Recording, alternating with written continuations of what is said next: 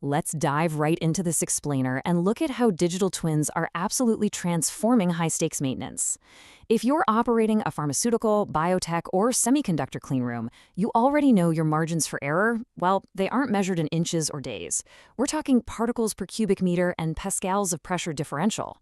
So today, we're going to explore how bridging the physical sensors in these facilities with virtual simulations can actually preempt catastrophic contamination before it ever happens.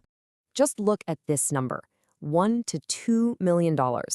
What's crazy here is that this represents the cost of just a single contaminated sterile batch caused by an unseen equipment failure. According to industry data, once you factor in the lost product, the grueling investigation time, and all the remediation efforts, a single excursion easily hits that $1 to $2 million mark, sometimes even more. And honestly, the most frustrating part, contamination in a clean room almost never announces itself. A 2-degree humidity swing overnight, or maybe a momentary pressure cascade failure, that can pass completely unnoticed until a batch fails release testing weeks later. Section 1. The cost of unseen failure, why break-fix is obsolete.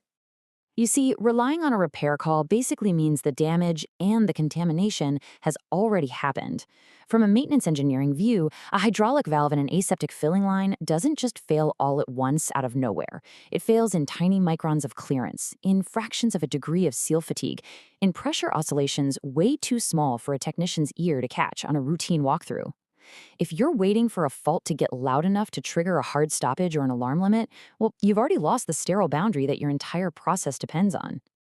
And the financial fallout is absolutely staggering, making the old run-to-failure model totally unsustainable. Just to put this in perspective, the global average cost of downtime is sitting at around $260,000 per hour. For Fortune Global 500 companies, that scales up to a mind-blowing $1.4 trillion a year in losses. That's literally like wiping out 11% of their total revenue. In semiconductor fabrication, it's even steeper, hitting up to $1.8 million every single hour. And if we look ahead, projections for UK and European manufacturers predict unplanned downtime losses hitting anywhere between 124 and 157 billion pounds in 2026 alone. The huge takeaway here is that recovery time, not just how often things break, is the dominant cost multiplier. So there's a really stark contrast between these two mindsets. The old break-fix strategy, it's entirely reactive. It focuses solely on failure frequency, how often something breaks, and it heavily relies on human inspectors to catch audible or visible faults. But on the flip side, a digital twin strategy is deeply predictive. It actively targets recovery time by isolating component fatigue before a system shutdown ever happens. It essentially replaces all that guesswork with a precise, data-driven maintenance discipline. Which brings us to Section 2, the living virtual replica, bridging physical and digital. Now, it's crucial to remember that this is not just some static 3D drawing. It's a living, breathing, virtual replica of your facility. It traces back to a 5-dimension model that's explicitly designed to support lifecycle management and fault diagnosis. Unlike a standard building information model that's, essentially frozen in time once it's built, a digital twin actively mirrors the physical space. It updates in real time. That means it ages, it learns, and it degrades right alongside your actual physical hydraulic valves and air handling units. There are 4 critical layers that allow us to synchronize reality with the simulation in sub-millisecond real time. First up is sensing. This is pulling continuous telemetry from your particle counters, pressure transmitters, and vibration sensors. Second is transport. Using 5G ultra-reliable low-latency communication networks to guarantee almost instant data transfer. Third, we have simulation, which leverages physics-based computational fluid dynamics to reproduce exactly how air and thermal loads are moving. And finally, feedback. This is where completed maintenance work orders feed directly back into the model, constantly sharpening its failure signatures. Moving on to Section 3. Inside the predictive simulation, engineering out the risk. By continuously monitoring these exact metrics, the twin isolates specific component fatigue, like say a leaking plunger seal, long before it breaches the sterile boundary. Whether you're watching a mandatory 10 pascal differential pressure cascade between cleanroom grades or tracking micro-vibrations in a hydraulic actuator on the filling line, the digital twin is just constantly hunting for anomalies. To put that precision into perspective, a single human hair is about 75 microns wide, right? Yet these systems are successfully detecting particulate breaches down to half a micron.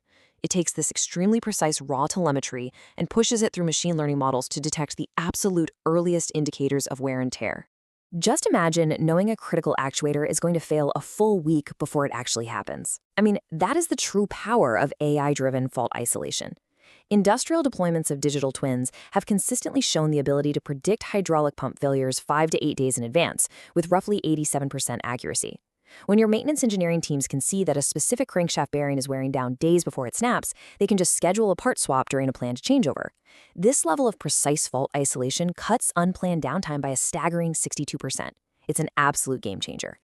Section 4. From data to action. Automating the blueprint. But data is useless if you don't act on it, right? By auto-populating work orders with required parts and directly assigning a technician, facilities bypass that manual interpretation delay that completely kills predictive value. This is where the magic really happens.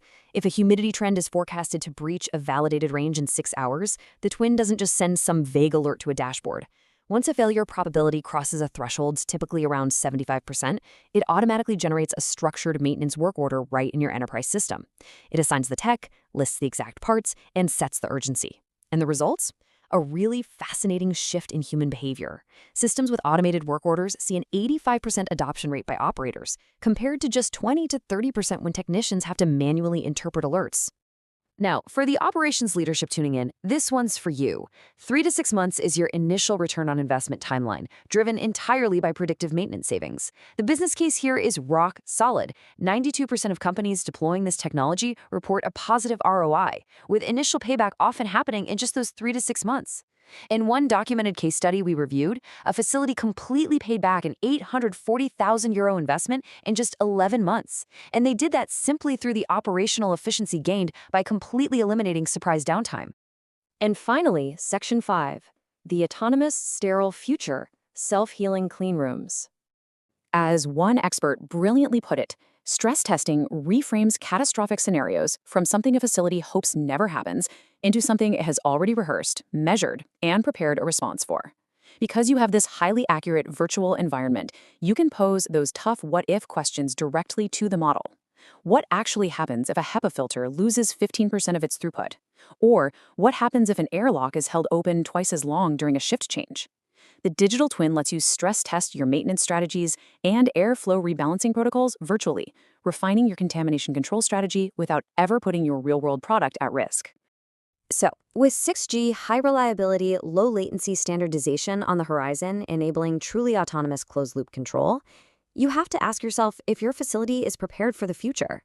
We're already seeing the groundwork laid for self-healing systems that use reinforcement learning to choose their own corrective actions, like autonomously tweaking fan operations just to fix a pressure drop. Every sensor stream captured and every automated work order generated today is literally the training data for the autonomous, self-healing cleanrooms of the next decade. The transition from break-fix to predictive mastery is happening right now, folks. So the question remains, is your operation going to wait for the next alarm, or are you ready to predict it, prevent it, and let your cleanroom heal itself?